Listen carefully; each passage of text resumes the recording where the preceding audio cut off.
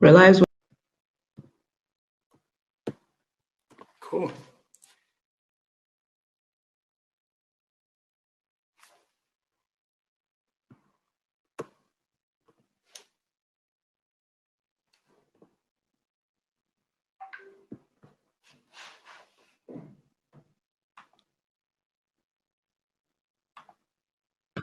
Zwelly, we're live. You can. Cool. Hi, everyone. Morning, everyone, and thank you very much for joining this Frontier panel, Frontier Tech panel. We're super excited to have you joining us. We have two very exciting panelists that are going to start with us. The first is Mr.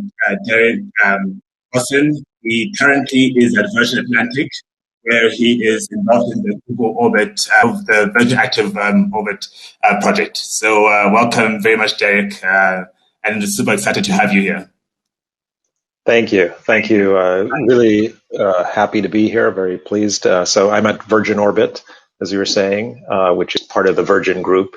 But our business involves launching rockets that deliver satellites into low Earth orbit. So looking forward to the conversation. Super. Thank you very much, Derek. And then the second speaker we have is Mr. Yusuf Karim, who's currently at IBM and is one of the general managers of one of the AI businesses. So, Yusuf, kind of good to have you on, and I'll also let you to give you a bit of an intro yourself.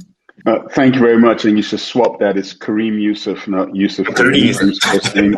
And I'm the general manager of the AI applications business unit. I run one of our software businesses, and I'm all things software and software products.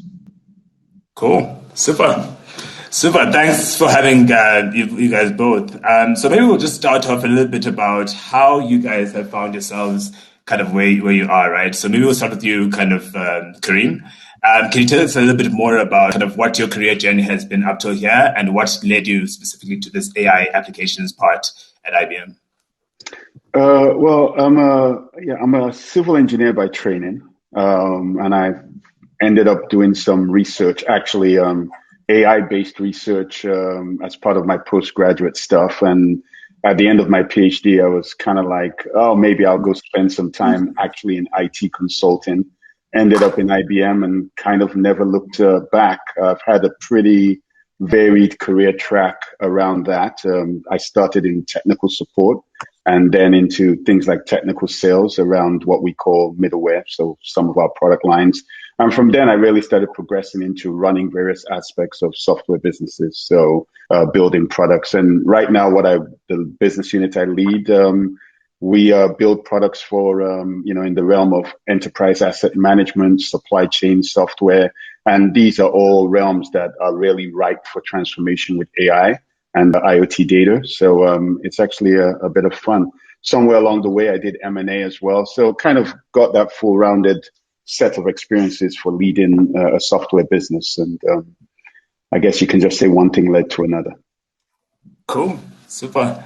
And Derek, I know you are in the legal business or legal team at kind of Virgin Orbit as part of the Virgin Group, but also interested a little bit more about your career journey and also how you got to this particular point. Sure. And so it's a bit like Kareem's, where it's been a hodgepodge of different activities. So I am a lawyer by training, and I practiced law initially when I first left law school with a large law firm. I became a partner there. I was a corporate securities lawyer, so I did mergers, acquisitions, IPOs, that type of thing. And that's very much deal-driven, transaction-driven. So you step into a transaction, you work with a company, and you get them across the finish line on an IPO or a merger, and then you step out. And it always seemed like, I had a lot of fun putting the deal together, but then the company got the chance to keep moving forward and have the real fun. So I decided that I wanted to do something different. I was a partner at the firm, but decided to leave and did investment banking for a few years, again, but in a transactional mode again, but a little bit closer to the business side. So thereafter, I decided I wanted to jump right into it. And so I co-founded a software company. and ran that as CEO for a number of years before we eventually sold the business. And so since then, I've been sort of straddling law and business. And so I did that in a number of places. Most recently, before here, I was general counsel of Panavision, which is a company that makes cameras and lenses for movies, TV shows, and TV commercials. So, if you stay to the end of a movie, watch the credits, you'll see filmed in Panavision. That was the business. And so, but there I was general counsel as well as running a number of our subsidiaries with P&L responsibility for that. So again, straddling law and business. And then when I came to Virgin Orbit, I have again done the same thing. So I am chief administrative officer and general counsel. And so a number of departments report to me, including IT and facilities and security and enterprise software and that type of thing. And so, I wear a number of hats and get sort of deep into the business side of things as well as doing law. Cool. Super. No, thanks for that. It's interesting to see kind of how, your careers have both straddled kind of different parts of it. Maybe to you, Kareem, right? I think kind of IBM last year filed the highest number of patents, more than kind of any other company. So I think kind of the number was like 30% or so more than even Samsung, but also 3 or 4 times more than even companies like Microsoft and Google. So given the fact that this is such a high R&D and sometimes kind of hard tech sense, then I have 2 questions for you. A, what do you consider kind of frontier tech? And within this realm, what do you think is opportunity for small firm, especially because it's driven by such big incumbents that have such high spend? So I think, look, in terms of frontier tech, I would definitely say a lot of it is in AI and machine learning. We have only just, what I would call scratched the tip of the surface in terms of applying AI to solve real world problems. And in particular, I think about this in terms of solving problems at scale. It's very easy to create a one-time model, but when you think about creating, machine learning models that have to run over an extended amount of time, have to be scaled with different, kind of feature sets based upon what's happening in the environment, and have to therefore work again and again like constant software, you kind of like, we're all very much at the beginning of this. I think the other important side of any form of frontier tech, and obviously you can't talk about AI without talking about data, whether you think about it as IoT data that you're using. That's in our case because we do a lot around machine maintenance and stuff like that. We spend a lot of time with IoT data.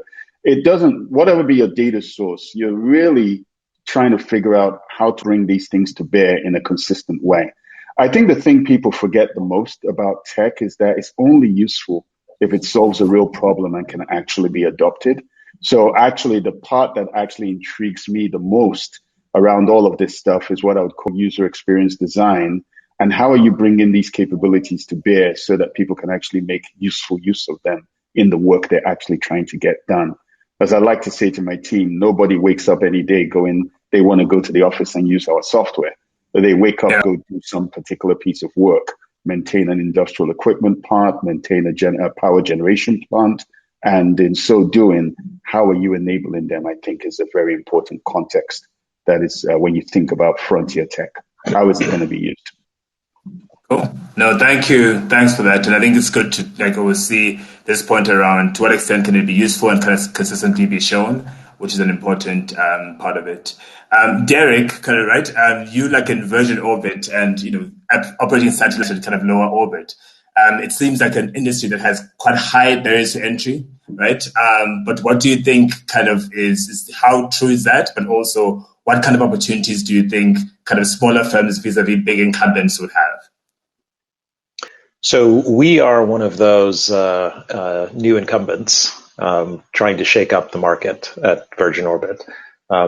Historically, governments have been the main launch operators because you're talking about a massive installation, a launch pad, as well as a heavy rocket, a large rocket to be able to power itself out of from the ground up through the atmosphere. SpaceX broke that mold about 15 years ago and has achieved extraordinary accomplishments in that time, and especially in the last 3 to 5 years, has really increased their launch cadence. And but they showed the way, they showed the pathway, but they were still following the model of the government approach: a heavy rocket, a large rocket. What has opened up recently has been what we call small rockets, smaller launch providers like Virgin Orbit. And the idea here is driven not necessarily by the rocket side of the technology, but by satellites, because and electronics, because as electronics have gotten smaller and more powerful, you're able to have applications that can fit within a much smaller form factor for a satellite, for example. And so you don't need to have a massive payload. You don't have to have a satellite that's the size of a small school bus. It can be the size of a toaster and perform many of the functions that had previously been required for that larger form factor. And that's opened up this opportunity. We at Virgin Orbit have taken it to another extreme, because we actually don't launch from the ground. We are an air-launched rocket. So our rocket starts off under the wing of a 747 aircraft, which takes off like a normal plane, climbs to about 35,000 feet, and at that point does a pull-up maneuver, about 20 degrees, and launches the rocket. Now, at that very instant, the center of gravity of the plane shifts immediately right, as all of that weight is now gone from the left wing, which is great because the plane then banks away as the rocket falls, gets out of the way, and the rocket launches, ignites its engines about 5 seconds later and continues on. And so you can have a smaller rocket because it doesn't have to power itself from the ground up. A lot of the work has already been done by the plane, and you have satellites that are much smaller. So, but what we find then is that it is somewhat cheaper now to get into the launch business. And so there literally are about 100 or so launch companies at various stages of development. Now, most of them we say have PowerPoint rockets, because they're still at that early stage of kind of trying to find funding and figuring out if they can fly, and they've never tested an engine yet, and they have no idea yet of where they're going to go. But there are a handful that are making strides. So Rocket Lab, you may have heard of, which is a ground-based small rocket. And actually everyone is ground-based other than ourselves. So Rocket Lab has flown a number of times so far. And then there are a handful of others that are closer to launch, not yet there, but they have run some engine hot fire tests, and so they've done some of the preparatory work. And then there's us, and we are sort of between those brackets in that we have flown. We've had a successful launch to orbit. So there'll be some shaking out, because, as you said, the barriers to entry are still significant. I mean, you still need some hundreds of millions of dollars to do this. You might not need billions, but you need a couple $100 million. And you need, some significant technology around it to make it work. And it's a lot of different disciplines. It's avionics and structures and, systems integration. And so there's a lot of, knowledge and technology that you have to bring to bear. So all of those are still, major barriers to entry. But the opening is there, and the interest is there. No, thanks for that. And then maybe to this point, right, taking it a lot for a part of the people who are in this audience would be kind of recent alums, MBA students, or folks that might not necessarily kind of come with that, with that kind of large balance sheet up front. And you see, I guess, a couple of like the drone innovators, like Zipline, for example. There's a couple more. But like, where do you think then, to say at a much more drastic scale, almost sense, where opportunities that might be exciting for companies that might, have far less like of a capital outlay to begin with, right? And it might even be around services. Like, but where else can you get a foot in the door if you don't have hundreds of millions that you still much more bootstrapped type startup? Right. Well, you might not want to launch a rocket, but you might want to launch a satellite. You can put together a satellite. We have flown university projects that were put together in a university lab because again the electronics have gotten to be smaller and they are cheaper. Some of this stuff is off the shelf material that you put together. So you can get into space by putting together your own satellite relatively economically, and then booking a passage on a small rocket, again, at a reasonable cost. It doesn't have to be hundreds of millions of dollars.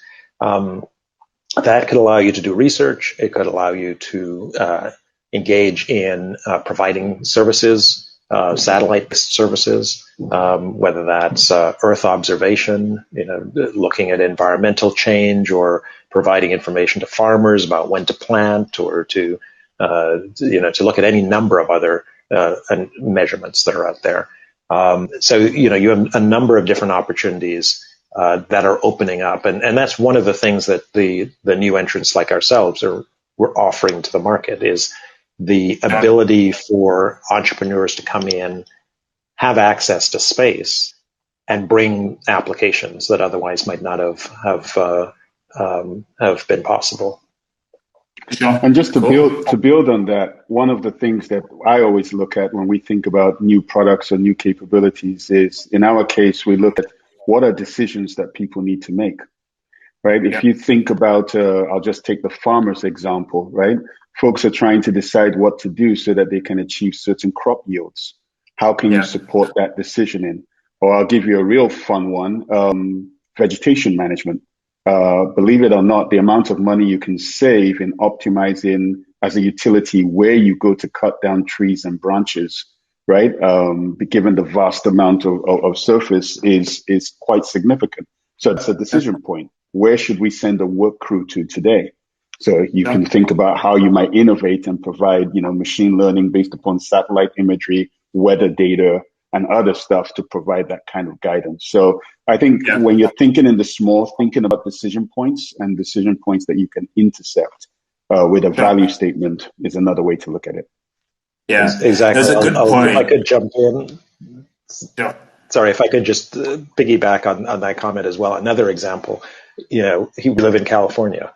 We deal with, forest fires. Well, now, unfortunately, practically every year.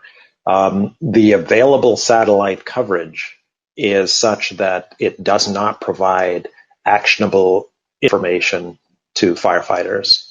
It's not frequent enough on the coverage. And fires move really quickly. And it doesn't provide the sufficient resolution to know, are you looking at an image of a fire that is 5 kilometers wide or 50 kilometers wide? And unfortunately, the resolution's not that good.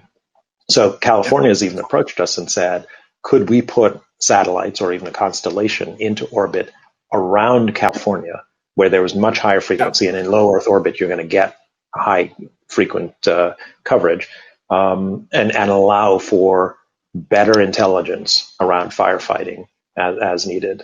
So, there are lots and lots of these examples where providing eyes and information from space can help solve real world problems.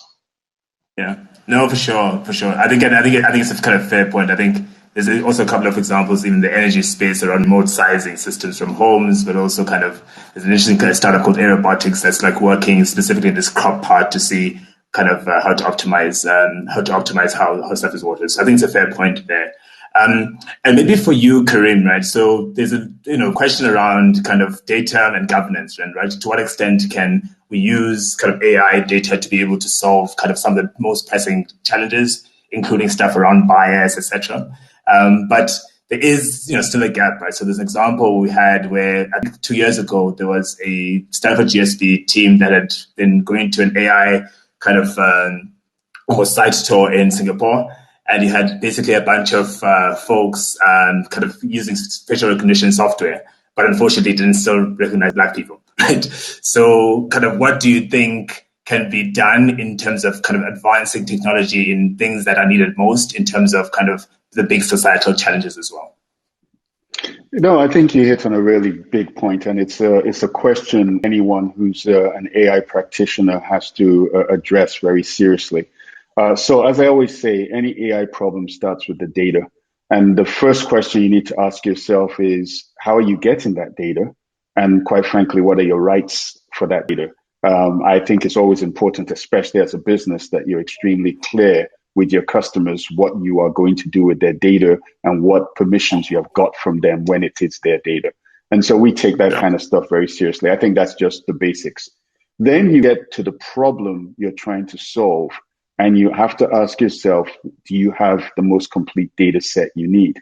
And in the examples that you give, it's very clear that often people don't have as a completed data set as they would need. Now, that's a good social example. You could apply that into almost any realm. You can pick, an incomplete data set even for a scientific problem. But the point is that you always build bias into a model based upon how you design the data. And so you've got to be very conscious of that. And particularly when you're dealing with what I would call societal concerns, then you have to really make sure that you know how to track your model for bias. There's good enough techniques for it. We provide, software to even support that. But I think it actually starts with having that sense and thought. One of the things we've been doing within IBM, for example, is we actually have a team that's been working on a tool set, like a kind of a rubric for teams who are building products to work through to be able to check themselves on are they building racial bias into their software. And it can materialize in different ways. Not always are you dealing with what I would call personal identifiable data, like faces, but what about how you're designing that experience? What about the choice of words you're using, right? Have you actually considered how that might resonate and or not with someone from different background from you? And so those are the kind of practices I think that become increasingly important if we're to truly face this heads on as we try to solve real world problems with AI. Cool. Thanks for that. This is a question for you, Derek, and it's actually in part also come a bit from the audience, right? So when you look at kind of frontier tech like space and the role of technology, right? To what extent do you think it can be best harnessed for it to create positive social change? So things like climate change, etc. Like, what's your sense of that? Right? It's a question I think we touched on a bit, but it's also coming a little bit from the audience. Mm-hmm. No, absolutely. So there are any number of ways, and a lot of this is driven by our customers. Obviously, it's what their satellites will do. But I'll give you some examples. There is a company called OneWeb that is putting up a constellation of low Earth orbit satellites to provide internet coverage to areas that don't have access right now. And so, huge areas in the globe that aren't well connected. So, you immediately begin to open up opportunities there, or to increase the range and the bandwidth of connectivity in other areas that might have it already, but may not have as much as they need. We've talked about, looking at crop management and cultivating crops. That is another area that we can look at. Any of the Earth observation aspects of satellites, making sure that we keep records of, where the polar range is and what's happening with glaciers, and be able to track and see change there, and perhaps allow us to react more effectively. So you've got all of that. You've even have people who are thinking about data storage, doing that in literally not even in the cloud, above the clouds, in space, and finding ways to do that in a way that is perhaps more secure than an Earth-based option, or a cloud-based option. So you just have to open your mind. You have to think about all these other ways that we can continue to do things. There's research then. It opens up a lot of scientific research And not only actually in terms of being in orbit around the planet, but even going to other planets. So we are able, with our rocket, to deliver payload to Mars if it comes down to it. It wouldn't be massive, but we can get a payload there. And so it's along the lines of what are called CubeSats. They are smaller satellites. They're literally about a cube, a square. And to give you an example of how that was used, NASA used them, not on this last Mars rover mission, but on the previous one, because when the rover arrived at the planet, our existing satellites in orbit were at an inconvenient location for relaying the signal back to us. And so we would have had a much longer delay than the typical 11 minutes before we knew if the rover had landed successfully. So they sent along 2 CubeSats that deployed in Martian orbit in a way that allowed those CubeSats to receive the signal from the descending rover and send them back to Earth. And so we created our own, constellation around Mars. And who wants to go to Mars if they don't have an internet? So we had to have internet. And we sent the signal back. So you can come up with lots of interesting ways of using the technology because it's now cheaper to do that. Sure. Cool. So just one reflection. I think both of you guys have spoken a little bit about the potential for positive social change, but also how more of that has to be driven by who owns the data, what's the use cases that is being almost paid for by a lot of the clients, or the specific applications that are being used. And the question then comes a little bit around then the governance, right? So how do we then ensure that there's kind of strong almost governance, measures within this and policy, and how do you see that matching or hindering the development, especially of the more kind of equitable uses of the technologies? Well, I think governance is always a tricky one. I've always believed that on some level you got to self-regulate. But without a doubt, I think you will find there will be government regulations that will kick in. I mean, take GDPR in Europe as a classic example of, the protection of personal data. And you begin to fixate on that, and that will kind of guide and set the trend. So I think it's a bit of a push and pull across both sides. But I've always felt that, real governance starts with self-regulation, and it starts with you deciding what kind of company you want to be and how you want to do what you do, right? Versus relying upon regulation to get us all the way there. But my view is you're always going to see a mix. I mean, we're already seeing it. And I think societal norms and societal wishes and cultural evolution will create the standards in their own right. You're seeing a lot of pushback, right? It's very clear. People want to be able to, opt in when they want to opt in or opt out when they want to opt out. And we shouldn't need government regulation to enforce that. But, so be it. We do. Derek, I'm guessing that as legal counsel, you also have interesting perspectives, yeah? Well, it's interesting too in space, yes, because it's kind of wide open, no pun intended, with respect to regulation.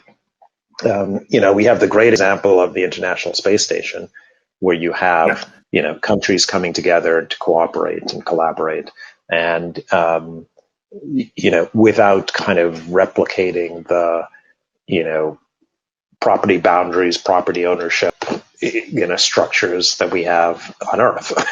But as you open it up more commercially, there are questions about what the governance structures may be and what regulations might apply. Is somebody going to plant their flag on a meteorite or meteor rather and say, we own all of the iron on this or the whatever minerals they're trying to mine? And there are people with business plans trying to do that. Is somebody going to try to, carve up some acres of the moon and claim it's theirs? And what happens when somebody tries to do that? Those are all open questions, that people are puzzling over, and what sort of authority would be there to implement and enforce any kind of regulation. So it's huge questions, and more questions than answers at the moment.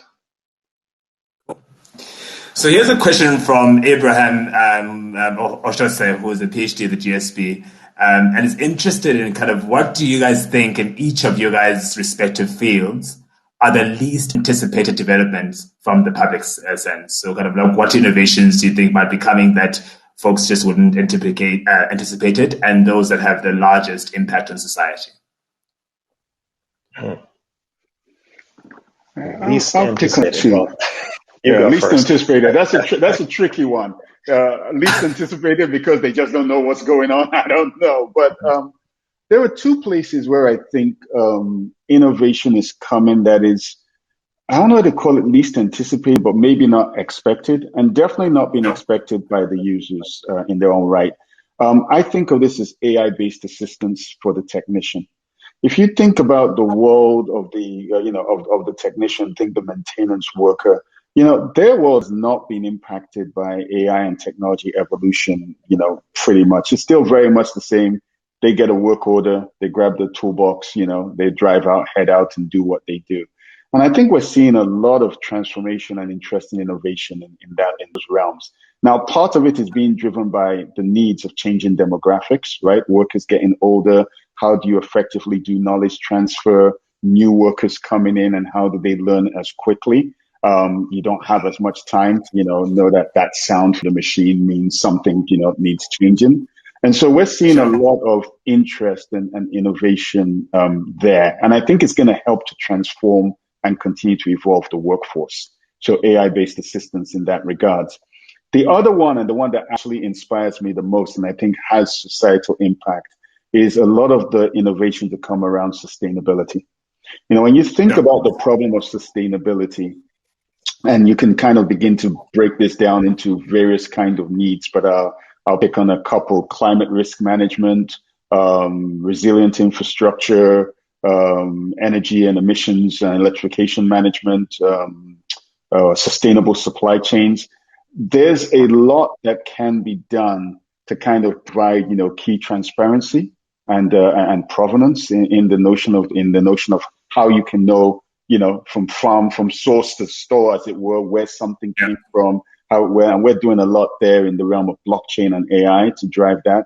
I think there are ways that things are beginning to impact that people aren't really anticipating or even thinking about. Where does your Brussels sprouts come from, and who touched it? It's just weird ways like that I would think will actually begin to impact consumer behavior more and more. But more importantly, will allow providers to be able to build more sustainable supply chains with real transparency in them.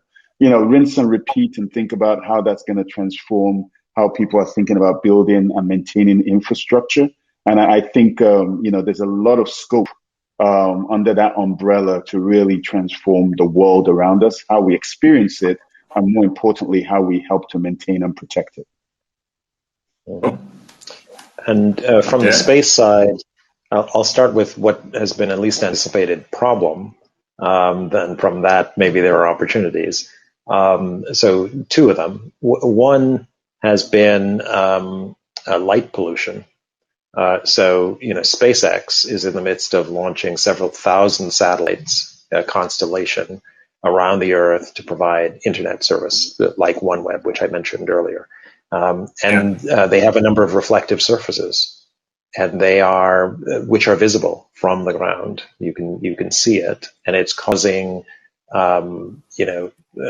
additional ambient light that affects telescopes at night, and certainly research telescopes. And so astronomers are raising the alarm that all of these satellites are affecting the research that they're able to do with their telescopes. And then we're talking about massive installations that are being affected. So that's been, no one thought of that. SpaceX is now trying to put some kind of dampening coating on those reflective surfaces, but we'll have to see. So that's one problem that maybe there's an opportunity that comes out of that. Another problem is space junk. there's a lot of it. The things get to orbit, and after their useful life, they die and they just sit there, and it takes forever to be dragged down into the Earth's atmosphere, and they clog up space, or there are collisions, or you have an unsuccessful orbit, something breaks up in space and scatters lots of small particles. And so, there are now people trying to do space removal, junk removal, to go up there with sort of drag nets and pull things down. So, there may be opportunities there. Who knows? But in what might be least anticipated generally, I think is there could be lots of energy applications. Being up there, you're closer to the solar, to the sun and the solar rays, and there might be opportunities then to harvest that, if we can find ways to then transmit that, transfer that to the ground, or to just to think of something that's completely way out. Could you provide in-flight refurbishment, re-energizing, if you will, to planes or transports or freighters, or provide that energy to ships on the ocean, so that they use more solar power than diesel or other carbon-based fuels. Who knows? But you have to bring together solar power and battery storage, and then some sort of transmission. But perhaps it could be done. Super. That's exciting. It's I think kind of 2 points kind of resonate quite significantly. So today we're kind of trying to map out how to even break down the process of kind of like a solar installation and how that looks like. But you just see kind of the opportunity that things can be optimized. And I think kind of the energy space certainly is an interesting kind of application on this. So yeah, super excited by that. So this question then for kind of both of you gents is then around, and we're talking a little bit about kind of, hey, automation, to what extent it can be able to assist a lot of kind of like the almost blue collar work that's being done. But then there's this always then question around, what does this mean then for the replacement of kind of new jobs, and to what extent can we actually really reskill, or should we be going towards more kind of basic income grants, and what's the impact on this on equity concerns? I know there's been a lot of discussion on the topic, but any kind of interesting kind of sense that you guys have of like interesting opportunities to be able to retrain people, or places where you guys have seen opportunities from a workforce side, even if folks don't come with a fancy Stanford education? I'll give you an interesting example of retraining, and because the problem you raise is a real one, right? It's something we all have to be conscious of. We have to think carefully about, and we do quite know that some of us can be more impacted than others, right? When these jobs kind of, should I say, shift.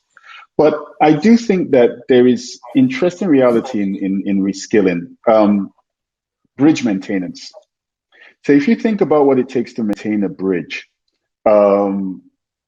typically, especially large suspension bridges, they have to get scaffolding, they have to do major planning. If you're talking about over water, it's extremely complicated.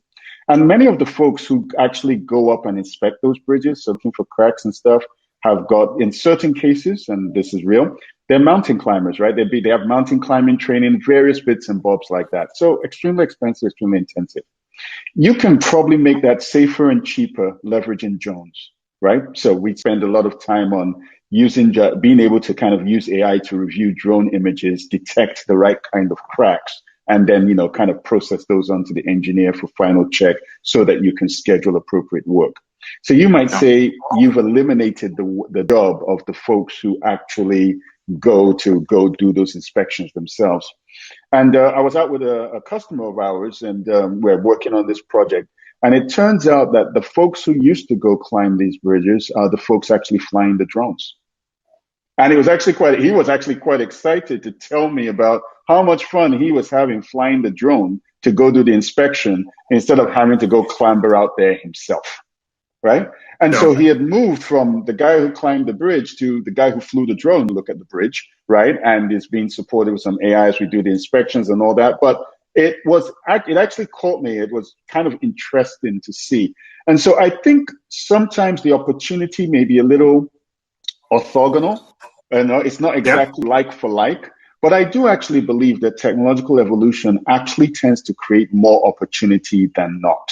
Now, accessing it, being prepared for it, the investments we make in helping people retrain and reskill, the investments we make in having to bring people into the workforce with different skill sets, I think become important and are clear. But I do think that the opportunity to evolve with these technology evolutions is actually quite real. And it's realer than I think sometimes we give all of ourselves credit for.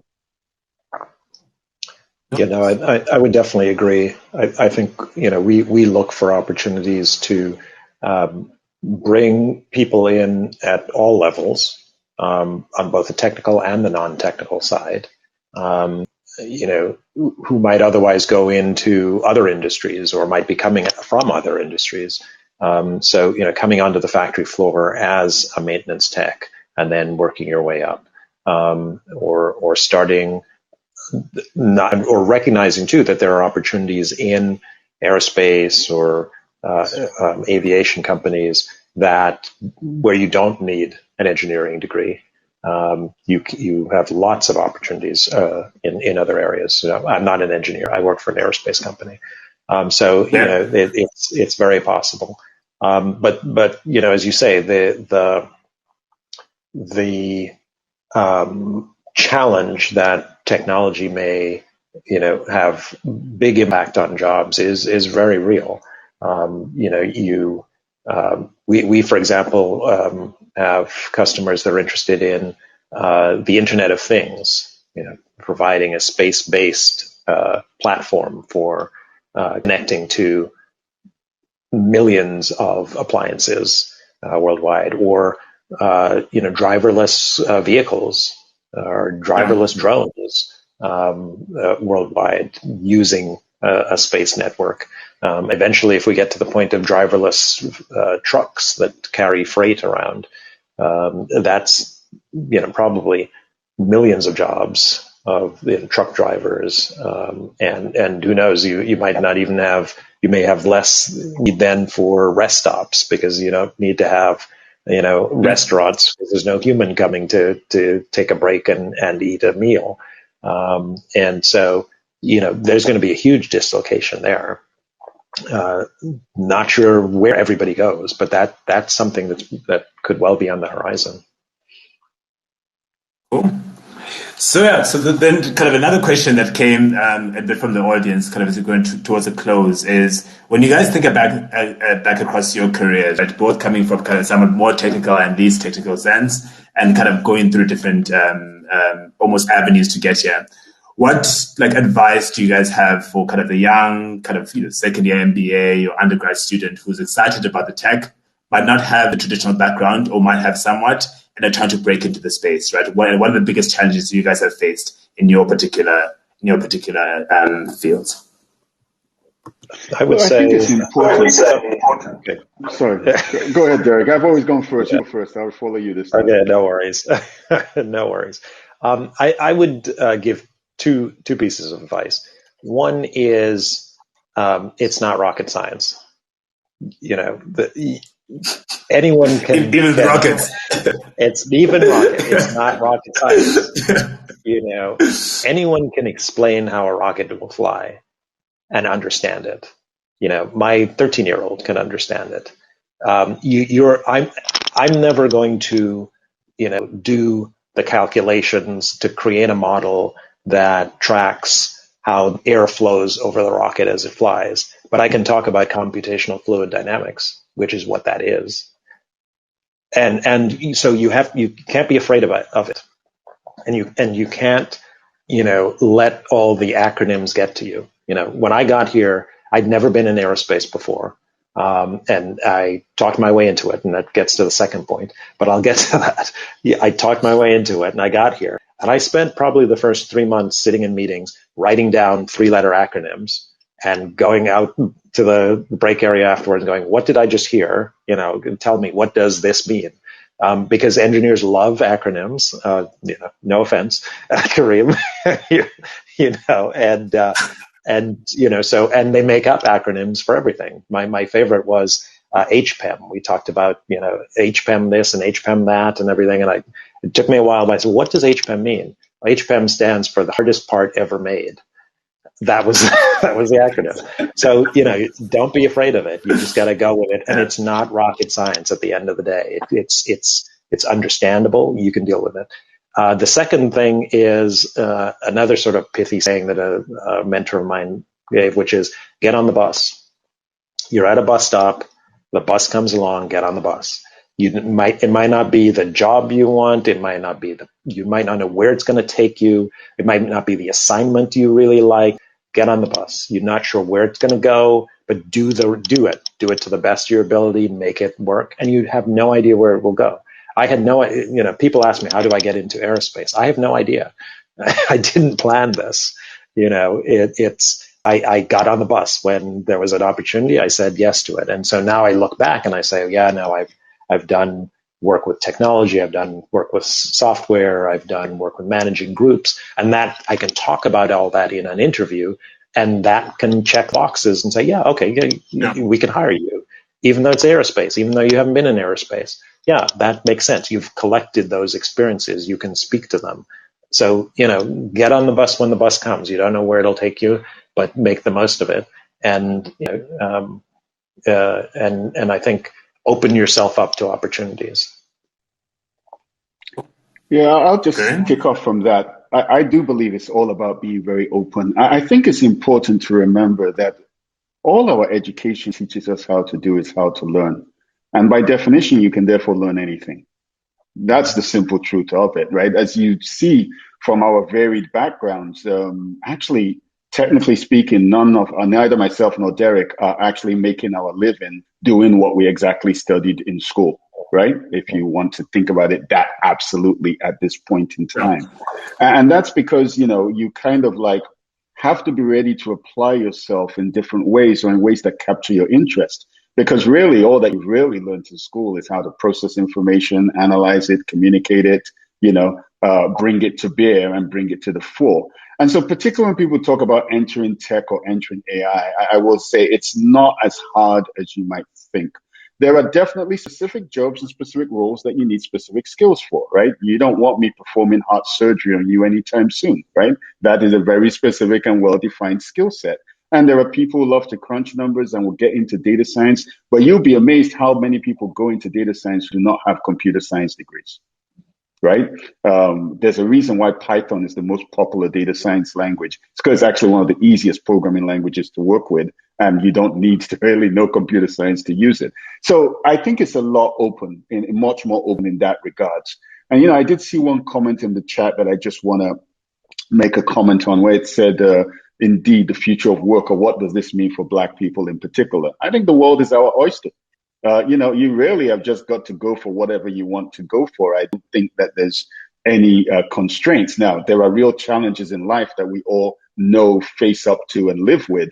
But regardless, that should not stop us going for what we want to do. I do think we need to create more access. And that becomes important. The barriers to entry we need to lower. There are things that we have been investing in on the IBM side, like the P-Tech schools, where we now create more associate, degrees. You don't need a 4-year degree to get into this world, right? And so you begin to create a pipeline of individuals who can enter from different backgrounds and different entry points and not make it all about a 4-year degree. So there are concrete things we can do like that to, I think, open up the aperture and provide more access for folks to kind of get in. But, I like what Derek said. Just get on the damn bus already. What you got to lose? That's the question you should ask yourself. What you got to lose? Cool. No, that's a fair point. And I guess to the point around learning and relearning, right? Even in this traditional business context, like that happens kind of all the time with kind of people in different backgrounds. And I think it's fair for people to be open, in spite of the challenges. So maybe then, as we kind of are closing out, kind of any then specific kind of small innovators, entrepreneurs, or kind of initiatives that you guys are particularly excited about. It could be around startups that you think are very interesting. It could be initiatives that give access, or it could be things that kind of just like, can help take the field forward that you think should be amplified in this space. Well, I'll jump in. 3D manufacturing, I think, is really interesting. We're doing a lot of it, including to build the HPAM. There's a rocket company, Relativity, that claims it's going to build its entire rocket through the 3D manufacturing process. There's a lot that can be done, I saw an article where a 3D process was used to build some form of food, which was extraordinary, a burger of some sort. Could that be, a way that entrepreneurs might have impact? Absolutely, because 3D machines are very accessible, and it's about your idea and about how innovative you are with it.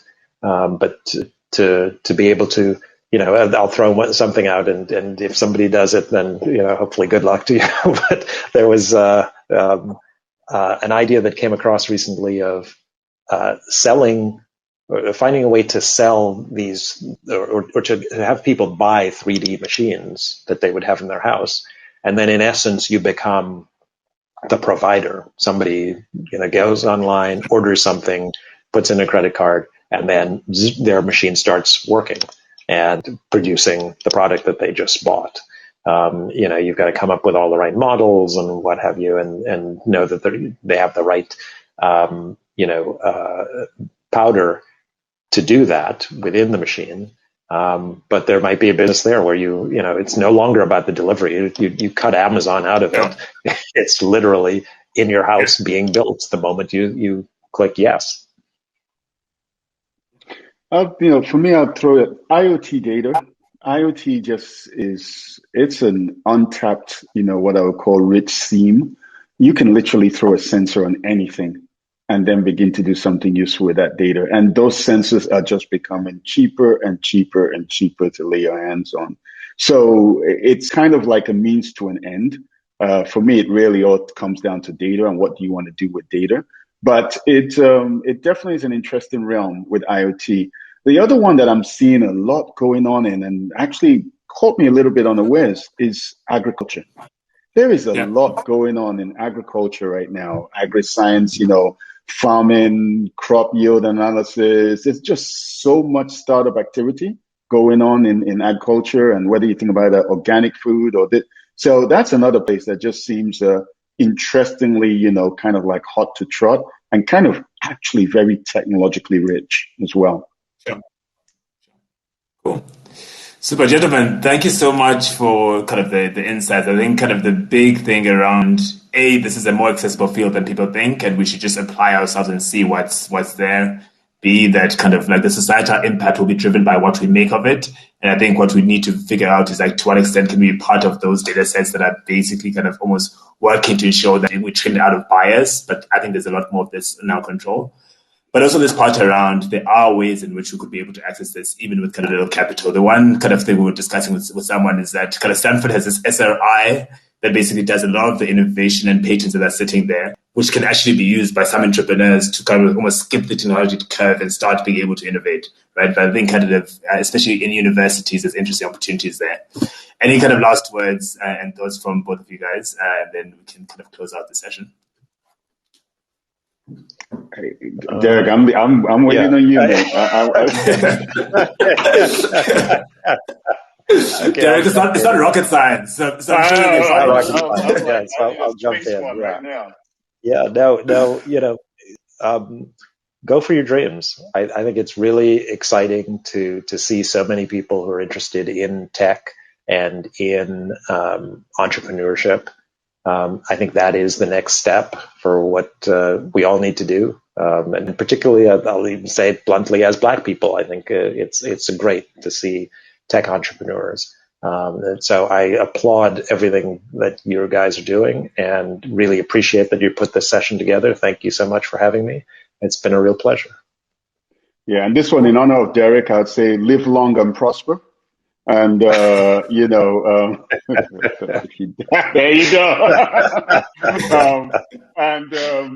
Seriously, look, I just think it's be deliberate. My big piece of advice has always been be deliberate. Think about what you're trying to do and think about what it takes to get there. Make sure you're clear on the price tag you want to pay and be deliberate. I think then, you just go. Just keep going. Thank you very much for having us as well. I definitely enjoyed hanging out. Cool. Thanks, folks. And thanks everyone for kind of joining. I think there's still kind of some minutes happening at the Capital panel, so you guys can switch out there or take a break in between. But really appreciate having you guys here. And yeah, let's get Black people doing ish. Cheers. Cheers. Cheers. Thank you. Bye-bye.